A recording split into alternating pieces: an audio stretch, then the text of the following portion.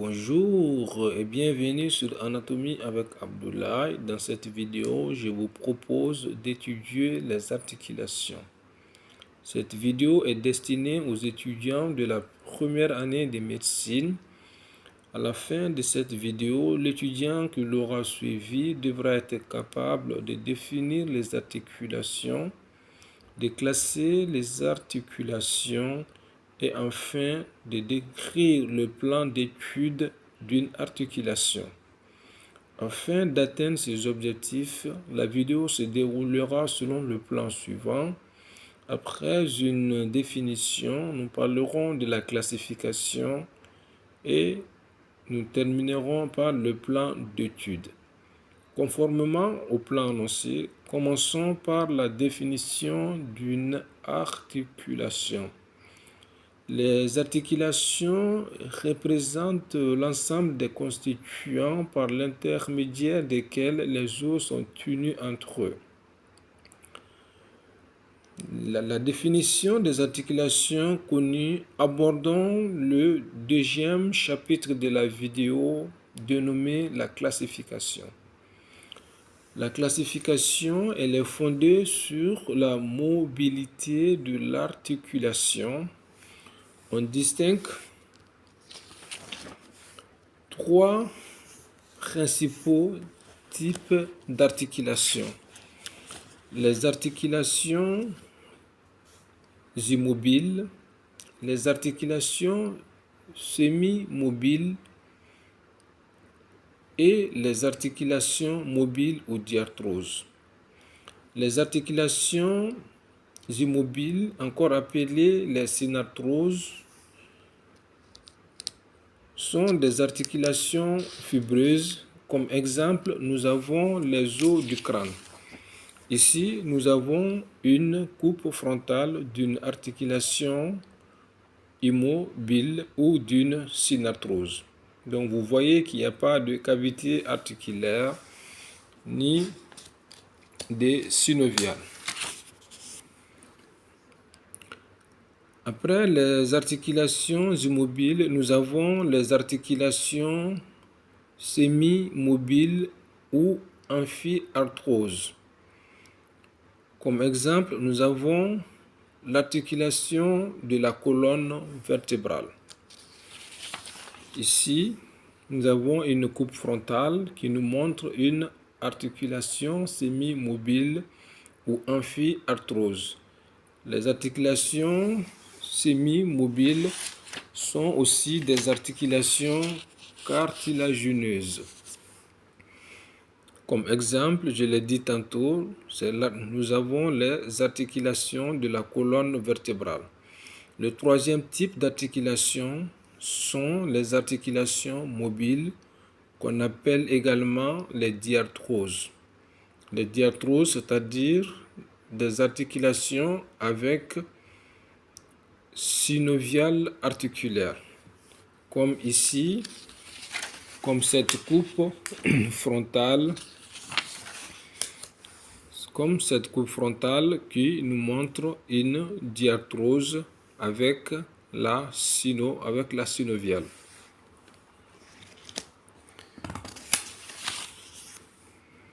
Les articulations mobiles ou diarthroses sont constituées de 5 sous-types.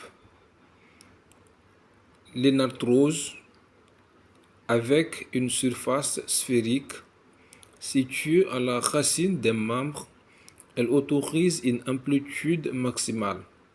Exemple, l'articulation scapulo-humérale unissant la tête humérale à la cavité glénoïde. Condylienne, avec surface ellipsoïdale, exemple, la radiocarpienne. Trochléenne, avec poulie, exemple, huméro-ulnaire, l'articulation huméro-ulnaire. Trochoïde, avec cylindre osseux dans un anneau fibreux. Exemple, radio-ulnaire proximal. Le cinquième sous-type d'articulation mobile Ce sont les articulations par emboîtement réciproque, autorisant tous les mouvements de petite amplitude, sauf la rotation. La classification des articulations connues, abordons le plan d'étude d'une articulation ou la description d'une articulation. Pour chaque articulation, il sera successivement envisagé la définition, les surfaces articulaires. Pour les surfaces articulaires, il faut préciser les surfaces osseuses recouvertes de cartilage.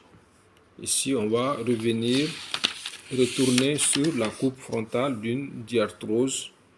Donc, vous avez des surfaces articulaires qui sont recouvertes de cartilage, comme sur cette coupe frontale d'une diarthrose. Après, il faudrait parler éventuellement des constituants cartilagineux permettant une meilleure coaptation. Ces constituants cartilagineux sont en général de deux types, le bourrelet et les ménisques. Ici, nous avons la coupe frontale d'une articulation. Nous reconnaissons ici le ménisque articulaire et là, le bourrelet articulaire. Donc, pour la description par rapport aux surfaces articulaires, il faudrait préciser les surfaces osseuses recouvertes de cartilage, comme je viens de vous les montrer, et éventuellement les constituants cartilagineux permettant une meilleure coaptation, comme le bourrelet et les ménisques. Après, il faudrait parler des moyens d'union, notamment la capsule articulaire, qui est un manchon fibreux inséré sur l'os et formé de tissus fibreux très résistants. Retournons sur la coupe frontale d'une diarthrose. Ici, nous reconnaissons ici la capsule articulaire qui est un manchon fibreux très résistant.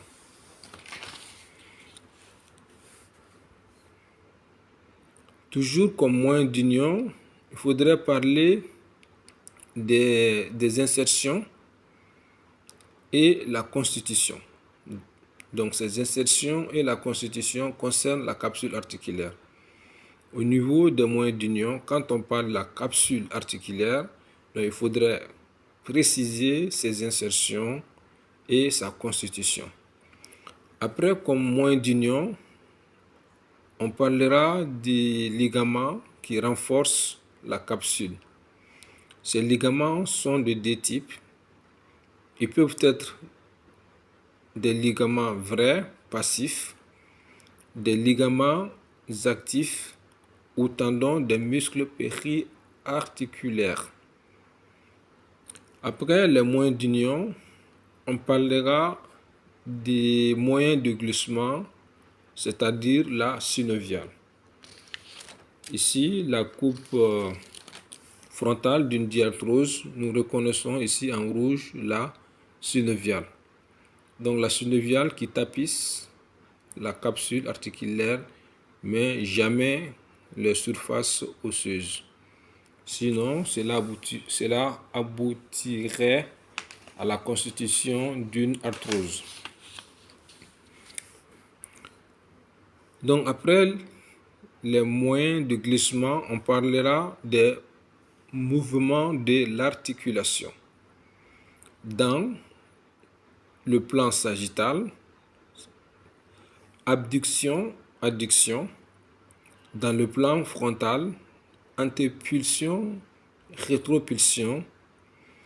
Dans le plan horizontal, par rapport à l'axe du corps, rotation interne et externe. Si vous ne comprenez pas ces différents plans, j'ai fait une vidéo par rapport au langage anatomique. Il faudrait s'y reportée. La circumduction représente la combinaison de l'ensemble de ces mouvements dans les trois plans de l'espace, c'est-à-dire le plan sagittal, le plan frontal et le plan horizontal. Après, il faudrait parler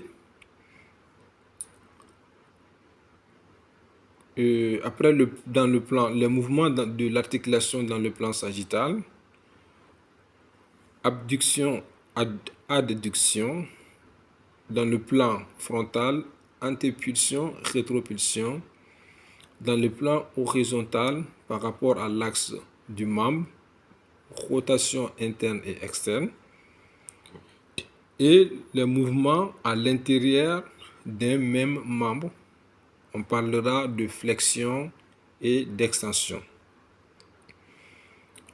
En gros, nous retenons que les articulations représentent l'ensemble des constituants par l'intermédiaire desquels les os sont unis entre eux. Par rapport à la classification, il en existe trois principaux types d'articulations.